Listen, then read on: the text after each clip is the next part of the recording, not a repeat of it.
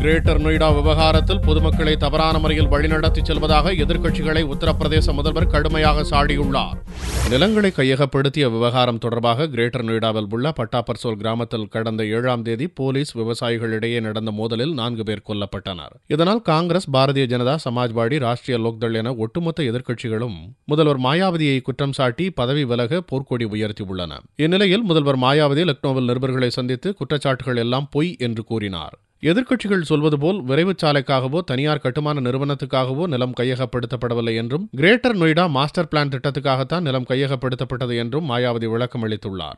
ऐसी स्थिति में जब इन विरोधी पार्टियों के पास कोई ठोस मुद्दे हमारी सरकार के खिलाफ बोलने के लिए नहीं बचे हैं, तो अब ये सभी विरोधी पार्टियां झूठ व अफवाहों का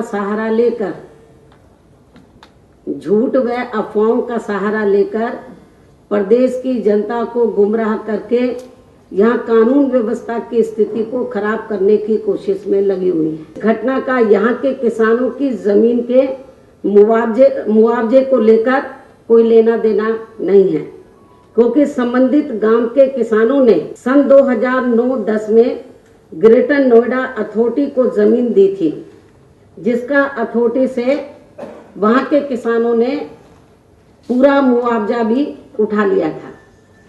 इससे ये बात साफ तौर से स्पष्ट हो जाती है कि इस गांव में अभी हाल में जो घटना घटी है उसका किसानों की जमीन के मुआवजे को लेकर कोई लेना देना नहीं है, और सही मायने में वहां पर जो ये घटना घटी है उसका मुख्य कारण विरोधी पार्टियों की घिनौनी राजनीति है.